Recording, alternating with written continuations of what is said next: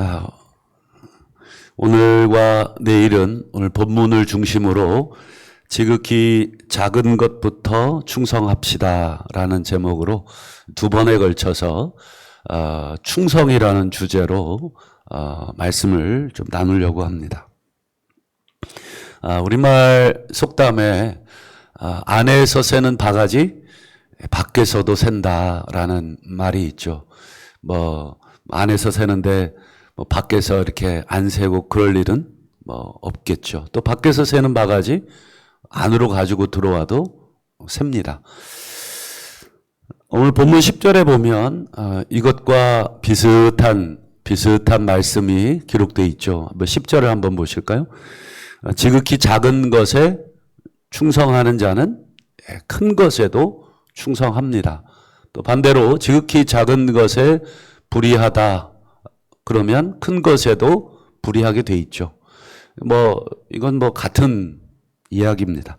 여기서 충성이라는 말, 이 말은 불의라는 말과 대조가 되는 단어겠죠.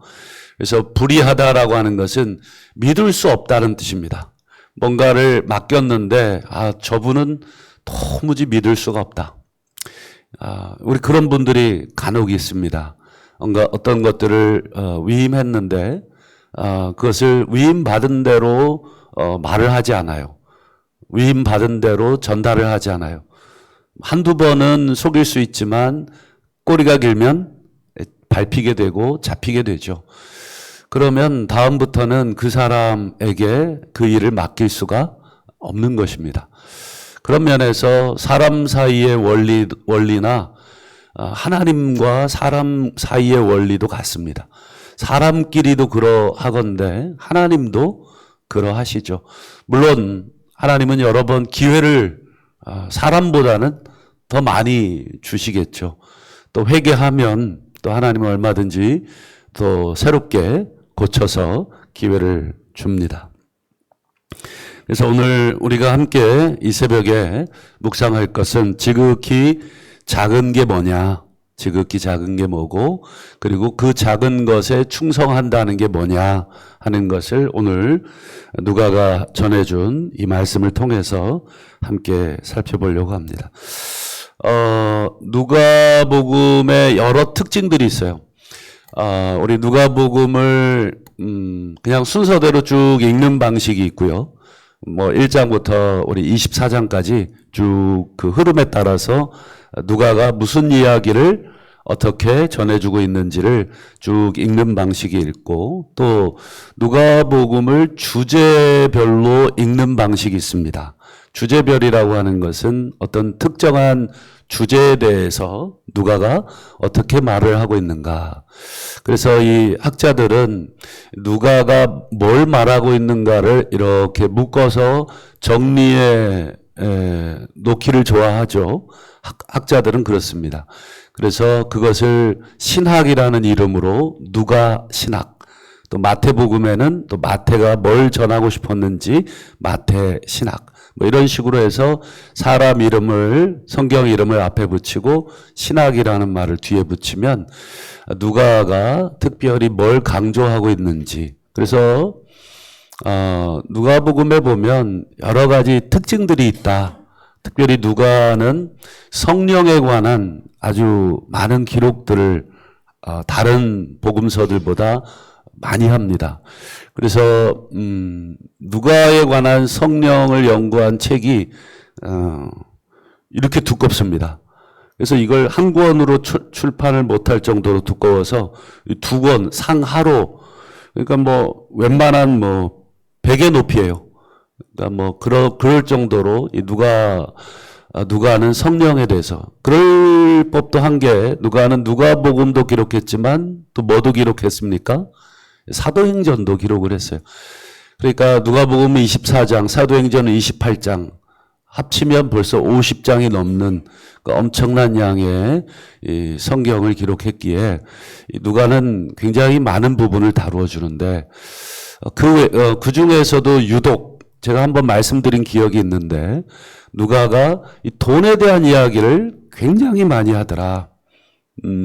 삭개오 이야기, 그리고 어리석은 부자 이야기, 그리고 이제 우리가 주일날 살펴보겠습니다만 부자와 나사로 이야기, 전부 다 누가복음에만 기록이 돼 있어요.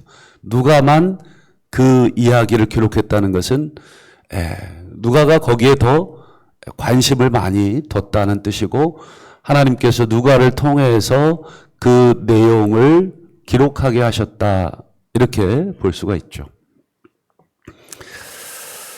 그래서 이따가 또 살펴보겠습니다만, 특별히 누가가 기록한 사도행전 보면 성령과 재물이 함께 나오는 본문이 딱 한 곳이 있어요. 그게 누가복음 2장입니다. 성령으로 충만해지죠. 누가복음 2장 오순절. 성령으로 충만한 공동체의 모습을 누가가 쭉 기록해 주는데, 누가복음 2장 한 43절쯤 가면 누가가 이렇게 기록합니다. 각 재물과 소유를 팔아 각 사람의 필요에 따라 나누어 주었다. 성도들이 뭐 이렇게 공산주의로 우리가 갑시다 이렇게 결의한 것도 아닙니다. 그리고 성경은 절대로 공산주의를 이상적인 국가로도 이야기하지 않습니다. 그런데 그 성령으로 충만한 성도들 마음속에는 다른 사람의 필요가 보인 것이죠.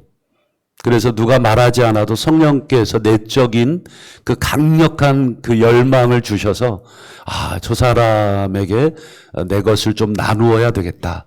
그게 집단으로 일어난 것뿐입니다. 그래서 어떻게 보면 그것도 일종의 감기 같아서 우리 한 사람에 헌신하면 또 옆 사람도 헌신하게 돼요.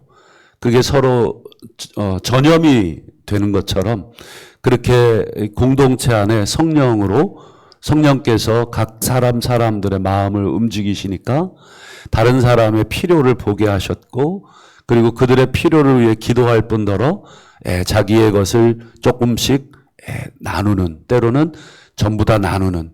그래서 여러분 바나바 기억하시죠? 바나바, 그 사람이 이제 초대교회 아주 지도자 중에 한 분이 되는데, 그분이 자기의 밭을 팔아서 사도들 발 앞에 두고 그것을 나누죠. 그걸 흉내냈다가 죽은 사람이 아나니아와 삽비라 부부입니다. 이처럼 누가는 이 돈의 사용에 대해서 굉장히 관심이 많고, 심지어 우리가 결론에서 보겠습니다만 이 돈의 사용을 따라서 그 사람의 구원 여부까지도 결부를 시킵니다. 그 사람이 구원받았는지 구원받지 않았는지는 그 사람의 돈을 어떻게 사용하고 있는지를 보면 안다. 우리가 아는 뭐 예수 믿어서 구원받고 이런 개념을 훨씬 더 뛰어넘는 그런 개념입니다. 그래서 우리 어제 새벽에 살핀 이 불의한 청지기도 결국은 무슨 얘기입니까? 돈 얘기를 하고 있는 것이죠. 불의한 청지기가 왜 쫓겨났습니까? 그렇죠. 주인의 소유를 낭비한다. 소유라고 번역되어 있습니다만 뭐 우리에게 피부로 직접 와닿게 번역을 해보면 주인의 돈입니다. 주인의 돈을 낭비한다. 주인의 돈을 낭비한다는 개념 통해서 이 청지기는 주인을 섬기고 있는 게 아니라 뭐예요? 돈을 섬기고 있었죠. 표면적으로는 주인을 섬기고 있었지만 실제적으로는 돈을 섬기고 있었습니다. 그래서 예수님이 이 청지기 비유의 결론적인 이야기로 무슨 얘기를 했냐면 두 주인을 섬길 수 없다. 그러면서 하나님과 재물을 겸하여 섬길 수 없다. 이건 불의한 청지기의 모습을 그대로 직접적으로 표현하는 것이죠. 불의한 청지기가 주인을 떠나지도 않았어요. 마치 겉으로는 예 하면서 주인의 명령을 순종하고 있는 것처럼 보였지만 실제로는 어떻게 했어요? 주인이 아니라 자기가 좋아하는 돈을 자기 마음대로, 주인의 돈이니까 절대적으로 주인의 지시함을 받아야 되죠. 주인님, 이 돈을 어떻게 쓸까요? 어떻게 써라. 누구에게 얼마를 주고 어디에 얼마를 써라. 그래 놓고 실제로 어떻게 합니까? 그렇게 하지 않은 거죠. 뭐 자기 주머니도 좀 집어넣겠고 또 자기가 좋아하는 사람한테도 줬을 수도 있고 아니면 뭐 이중장부를 써가지고 주인에게 이쪽 장부만 보여줄 수도 있겠고 뭐 등등 이 돈에 대해서 불이한 것이죠. 즉 주인의 돈에 대해서 충성스럽지 믿을 수 있는 모습이 아니었습니다. 여러분 우리 사람에게는 마음이라는 게 있습니다. 그런데 이 마음이라는 이 존재는 우리 눈으로 볼 수가 없어요. 나는 알 수 있지만 다른 사람은 내 마음을 절대로 모릅니다. 그래서 우리 제일 답답한 얘기가 내 마음을 모르겠냐고 이렇게 물어보는 사람 있죠. 알 수도 있지만 우리가 어떻게 당신 마음을 상대방 마음을 다 알 수 있겠습니까? 근데 알 수 있는 방법이 있어요. 보이지 않는 이 마음을 볼 수 있는 방법이 있어요. 그게 뭐겠습니까? 그 사람이 돈을 어떻게 쓰고 있느냐를 보면 그 사람의 마음을 분명하게 알 수 있습니다. 그는 뭐 조금 정도가 아니라 틀림없이 알 수 있습니다. 뭐 가장 쉽게 예를 들어 보겠습니다. 여러분 사랑하는 사람들이 있어요. 뭐 자녀라고 하겠습니다. 자녀들을 뭐 여러분 사랑하실 텐데 여러분 자녀들에게 여러분들의 사랑을 표현하시는데 어떻게 표현하십니까? 하루에 앉아서 뭐 100번씩 내가 너를 사랑하는 거 알지? 이렇게 표현을 하실 수도 있지만 자녀들은 그렇게 표현해서는 모르죠. 자녀들이 알 수 있는 방법은 딱 한 가지입니다. 부모님이 나를 위해서 돈을 어떻게 얼마나 쓰시느냐. 부모님들은 먹을 거 먹지 못하면서 나에게 투자하셨구나. 나를 키우셨구나. 이게 철없을 때는 그걸 모르겠지만 나이가 들고 본인들도 장가를 가고 시집을 가서 자식을 키워보면 그걸 알게 되겠죠. 아, 부모님이 내게 돈을 어떻게 쓰셨는가. 그러니 우리가 백날 내가 너를 사랑한다 하는 것보다 차라리 그냥 조용히 용돈 조금 찔러주면서 둥 한번 두들겨주는 게 자녀에게는 뭐예요? 부모의 마음을 확인하는 방법이 훨씬 낫고 내가 너 잘 되라고 하는 거야 라고 하는 것보다 조용히 새벽에 일어나서 자녀들에게 아침 밥상을 차려주고 밥 먹어 이렇게 하는 것이 훨씬 자녀들에게 내 마음을 표현하는 확실한 방법입니다. 여러분 물질이 사용되지 않고 마음을 표현해 본 적이 있습니까?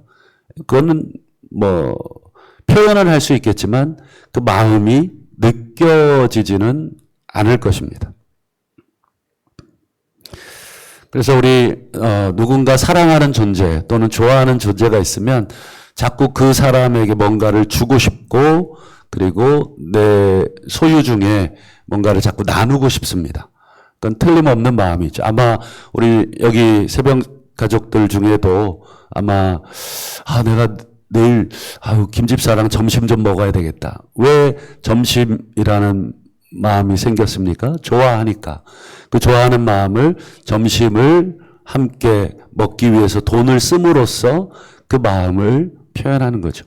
물론 어떤 의무적으로 표현할 때도 있겠죠. 의무적으로 뭐 예를 들어서 우리가 어떤 모임을 이끈다든지 또 어쩔 수 없는 상황이라든지 뭐 이럴 경우를 제외하고는 대부분 우리가 돈을 쓸 때는 우리 마음이 있는 곳에 돈을 씁니다. 그래서 예수님께서도 보물이 있는 곳에 네 마음도 있다. 너의 보물이 어디 있는지, 너의 돈이 어디에 쓰이고 있는지 보라. 그러면 네 마음도 거기 있는 거다. 우리가 아무리 뭐 교회를 얘기하고 아무리 뭐 다음 세대를 얘기하고 뭐 아무리 뭘 얘기해도 거기에 우리가 돈을 쓰고 있지 않다면 거기에 내가 헌금을 하고 있지 않다면 그건 다 사실은 거짓말일 가능성이 높습니다. 최소한의 그런 관심들은 물질로 표현되도록 하나님이 그렇게 우리 인간을 만드셨기 때문에 그렇습니다. 그래서 여러분, 우리가 돈을 어떻게 쓰고 있는지, 어디에 쓰고 있는지를 좀 정직하게 한번 보셔야 됩니다. 내가 옷을 사는데 돈을 많이 쓰고 있다 그러면 그 사람은 옷을 좋아하는 것이고, 또 먹는데 뭐 좋은 음식점, 또 맛집, 그러면 이제 먹는 거 좋아하시는 분이고, 또 뭐 여러 가지 여러분들이 그 지출하는 부분에다가 한번 체크를 해보시면 내가 어디에 관심을 두고 있구나. 최소한 어디에 내가 관심을 두려고 노력하는구나. 내가 그런 모습들이 결국 돈의 흐름에 나와 있습니다. 최근에 우리 국가 예산이 한 600조 되던데 그중에 예산이 어디로 흘러가느냐 우리가 보면 그 정부가 뭐를 강조하는지가 보이시죠? 뭐 최근에 TV에서 좀 불미스러운 일이 있었는데 모 대학교에서 뭐 R&D 예산을 실제적으로는 대폭 삭감을 해놓고 대학교 졸업식에서 R&D 예산 뭐 연구 지원비를 팍팍 지원하겠다. 그러면 서로 이게 맞지를 않는 것입니다. 실제로는 깎았는데 내가 뭐 연구 개발에 아주 미래를 사활을 겁니다. 벌써 돈 쓰는 것과 말하는 것, 마음 쓰는 게 서로 일치하지 않으니까 이 피부로 와닿지 않습니다. 그런 면에서 여러분 우리가 돈을 어떻게 쓰고 있는가를 가만 들여다보면 내 신앙을 볼 수가 있어요. 여러분 신앙은 우리가 아무리 고백을 해도 보이질 않아요. 근데 실제로 볼 수 있는 것은 돈을 어떻게 쓰고 있는지를 한번 우리가 정직하게 우리 다른 사람에게 뭐 보여줄 수 있는 게 아니니까 우리 하나님 앞에서 내가 청지기로서 또 한번 들여다 볼 필요가 있습니다. 그럼 바리새인들은 어떤 사람들이었냐?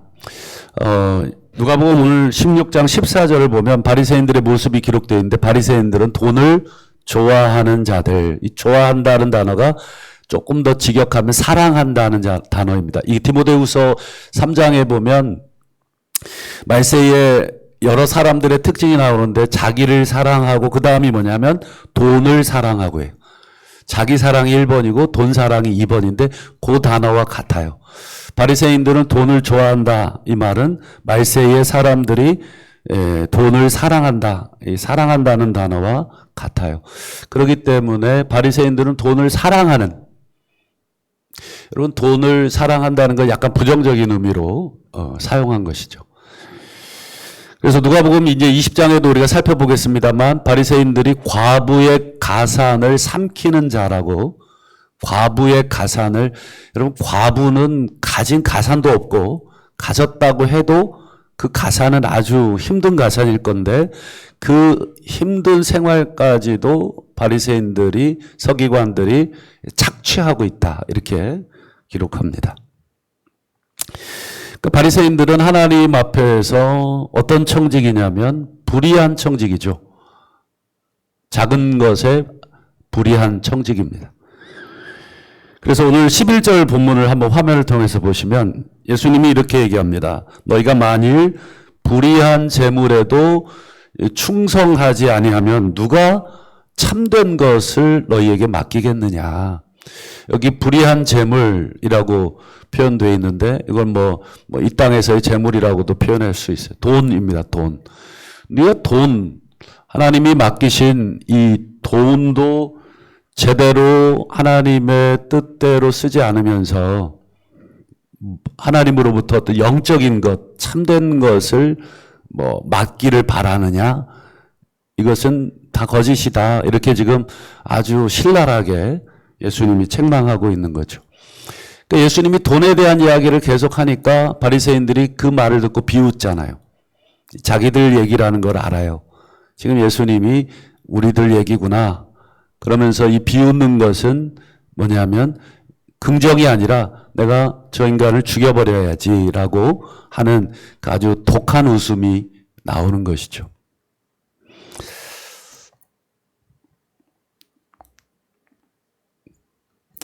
그래서 여러분, 우리에게 맡겨주신 수입, 우리에게 맡겨주신 재물, 또 우리가 벌 수 있게 하신 그 돈은 내가 번 것이 아니라 내게 맡겨주신 개념이라는 것으로 우리가 다시 한번 기억을 해야 되겠습니다. 그래서 우리가 내게 맡겨주신 재산을 내가 어떻게 쓰고 있는가, 이제 그 부분에 대한 이야기가 우리 주일날 살필 이제 누가복음 뒷부분의 부자와 나사로 이야기인데, 잠시 말씀을 드리자면 부자에게 엄청난 돈을 맡겼는데 그 부자는 어떻게 썼습니까? 날마다 호화로이 연락하는데, 자기 집 짓고 그다음 사람 불러다가 음식 만들어서 사교 모임하고, 사교 모임이 나쁘다는 게 아니라 날마다 그렇게 했다는 게 문제예요. 이 부자의 문제는 이 주인이 맡긴 돈을 전부 다 그렇게 써버렸다는 게 문제고, 더군다나 집 앞에 있는 거지 나사로 늘 집 앞에 있었고 그 집을 매일 들락날락 했을 텐데 그 거지의 모습을 전혀 볼 수 없었던 게 그 부자의 문제였죠. 여러분, 간혹 이렇게 얘기하는 사람이 있어요. 다른 사람에게 내가 물질적으로 피해를 주지 않았으면 되는 거 아니냐. 물질적으로 저 사람의 재산을 내가 뺏어왔다든지 아니면 피해를 입혔다든지 이렇게만 하지 않으면 괜찮은 거 아닙니까? 물론 거기서부터 시작을 하는 거죠. 그러나 성경을 제대로 읽어보면 다른 사람의 물질을 당연히 뺏어오는 것도 안 되지만 피해를 주는 것도 안 되지만 동시에 줘야 할 것을 주지 않는 것도 성경적이지 않다 하는 것을 알게 돼요. 한번 보시면 디모데후서 6장 17절 18절 한번 보실까요? 화면을 통해서 한번 보세요. 정함이 없는 재물에 소망을 두지 말고 우리에게 모든 것을 후히 주어서 누리게 하시는 하나님께 소망을 둬라. 재물에 자꾸 소망을 두니까 재물에 목숨 걸고 인생의 모든 포커스가 다 돈 모으는데, 물론 돈 모으는 게 나쁘다는 게 아닙니다. 모든 소망을 다 재물에다가 두고 그러다 보니까 내가 이걸 어떻게 벌었는데 라고 하는 이 아까운 마음, 하나님이 나에게 맡겼는데 라는 생각은 다 잊어버리고 내가 새벽부터 밤늦게까지 손톱이 짓무르도록 벌었는데 라는 생각만 남게 되겠죠. 그러다 보니까 인색해지기 시작합니다. 이거를 누군가에게 나누기가 너무 힘든 거예요. 물론 내 자식에게는 나눌 수 있겠지만 어떤 부모들은 심지어 자식에게조차 나누기가 힘들어하는 부모도 있어요. 자식뿐만 아니라 그 이어지는 18절도 보세요. 선한 사업, 나누어 주기, 너그러움, 이런 단어들이 보이십니까? 성경은 자꾸 남에게 피해를 주지 않는 선에서 우리가 물질을 잘 관리하는 청지기로서 그 역할을 잘했다. 그저 내 가족들, 내 자식들 잘 챙겼다. 그래서 유산을 잘 남겨서 그들의 미래를 내가 준비해줬다. 미래를 준비해주는 건 부모로서 당연한 거지만 온통 그것에만 몰두돼 있다 그러면 우리가 하나님 앞에 칭찬받을 게 뭐가 있겠는가. 세리들도 그와 같이 하느니라.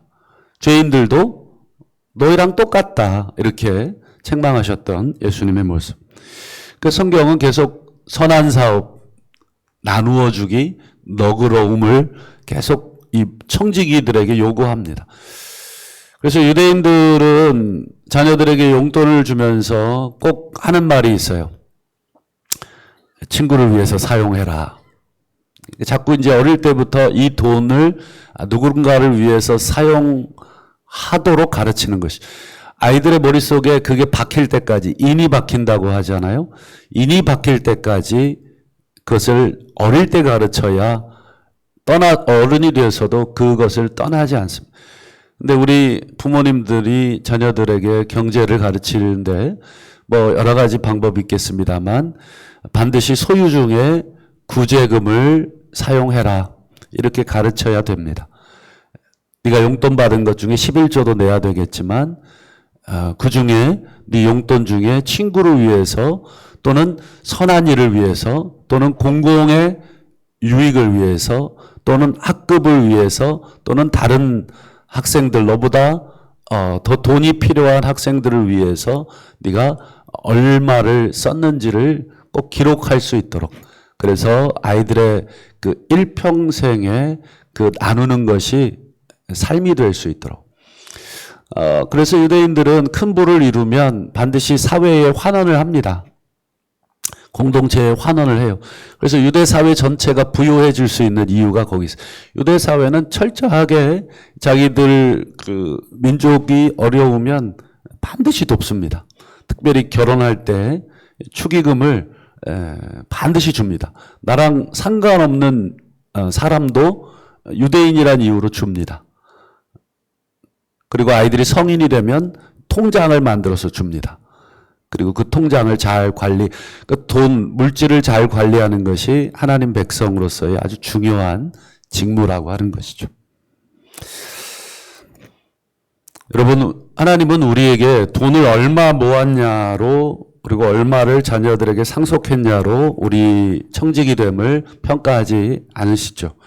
하나님은 얼마나 너에게 맡긴 것을 선한 사업을 위해서 썼느냐, 그리고 너그러운 사람이 되었느냐, 나누어 주었느냐로 우리의 청지기 됨을 평가하게 될 것입니다. 그래서 여러분, 하나님의 백성에게 그리고 하나님의 공동체에 내가 필요한 물질을 사용했는가를 내 신앙의 척도로 살피셔야 돼요. 내가 지금 몸담고 있는 공동체를 위해서 이 공동체가 지금 재정적으로 필요를 따라서 초대교회가 나누어 줬던 것처럼 우리 공동체가 재정적으로 지금 어떤가. 여러분, 재직회라고 하는 게 그런 자리인 거예요. 돈을 제대로 썼는지 안 썼는지 감시하고 지적하는 자리가 아니라 우리 공동체의 재산이 예정이 그것도 필요하지만 지금 부족하진 않은가, 내가 감당해야 될 부분은 없는가. 우리 교회가 비과세에서 공사를 하는데 우리가 특별 헌금을 해야 될 정도의 재정 상태거든. 그러면 우리 당회에서 이 부분에 좀 힘들어도 우리 성도들이 이걸 감당하면 우리 하나님이 복을 주실 것이라는 믿음이 있으시지 않습니까? 근데 여러분, 우리 당회가 성도들에게 부담 줘서는 안 된다. 여러분, 그건 거룩한 부담인 것이죠. 우리가 함께 같이 그 부담을 짊어질 수 있는 그 중요한 신앙의 표현을 여러분, 이 교회 공동체에 필요한 곳에 사용하는 것입니다. 그런 면에서 여러분, 우리 당회가 또 우리 재직회가 믿음의 재직회가 되기 위해서는 항상 이 돈이 어떻게 사용되고 있는가 플러스 그리고 내가 감당해야 될 부분은 없는가. 자기는 감당하지 않으면서 여러분 뭔가를 지적하는 사람들, 저는 반드시 헌금 내역을 봅니다. 이 사람이 말한 대로 그 부분에 헌금을 하고 있구나 하면 그 신앙을 제가 하나님은 아니지만 목사로서 일정 부분 점검을 할 수 있기 때문에 그렇습니다. 제 말이 틀린 것은 하나도 없습니다. 내 물질이 있는 곳에, 내 보화가 있는 곳에 마음이 있고, 그리고 오늘 하나님도 또 초대교회 우리 성도들도 자기의 필요를, 자기의 재산을 공동체의 필요를 따라서 각 사람의 필요를 따라서 나누어 줬다. 이것이 성령 충만한 모습인 것이죠. 말씀을 맺겠습니다. 오늘 말씀의 제목, 작은 것에 충성하라는 것은 돈에 충성하라는 것입니다. 이 돈에 충성하라는 것은 하나님이 원하시는데 돈을 쓰라는 것입니다. 하나님이 명령하신 데에 내 수입을 잘 분배해서 일정 부분은 내 노후도 준비하시고 자녀들 양육도 하시고 내 여러 가지들을 위해서 그 몫을 나누는데 그 몫 중에는 반드시 뭐가 있어야 됩니까? 그렇죠. 하나님이 쓰라고 하는 데에 그 돈의 몫이 있어야 한다 하는 뜻이 되겠습니다. 그리고 마지막 이 돈을 어떻게 쓰느냐는 구원과 연관되어 있는데 디모데전서 6장 19절 보면 이것이라는 말은 바로 돈을 선한 사업에 사용하고 돈을 나누어 주기를 좋아하고 돈에 너그러운 자가 되는 것, 이것이 장래 자기를 위하여 좋은 터를 쌓아 참된 생명을 취하는 것이다. 참된 생명, 영생을 취하는 것이다. 돈과 구원이 분리되어 있지 않다 하는 것이 사도 바울의 가르침이었습니다. 이 말씀을 기억하시고 우리 개인뿐 아니라 우리 교회가 우리가 감당해야 될 하나님이 명하시고 있는 부분들을 우리 꼼꼼히 잘 살필 수 있도록 특별히 담임 목사인 저와 우리 또 각 재정을 맡으신 우리 위원장님들, 그분들이 교회에 여러 가지의 돈을 사용하시는 분들이신데 그분들이 정말 하나님의 마음으로 이 돈을 잘 사용하고 또 내가 감당해야 될 부분은 없는가를 함께 나 혼자 힘들면 또 주변의 성도들에게 부탁을 해서 이 부분을 같이 했으면 좋겠다. 이런 선한 그런 일들이 많이 나왔으면 좋겠고 지난 당회 때도 참 감사한 게 우리 장로님이 우리 선교비를 마련하겠다. 그런 좋은 계획들을 또 안건으로 내놓으시더라고요. 이 교회에 필요한 것들을 이렇게 모집하고 같이 참여하고 그렇게 해서 하나님 나라를 조금씩 더 확장하겠다고. 저는 그런 선한 일들이 우리 교회 안에 또 우리 개개인 안에 또 많이 일어나서 하나님이 우리 교회를 더 부어주시고 얘네한테는 물질을 맡겨도 내가 안심이야.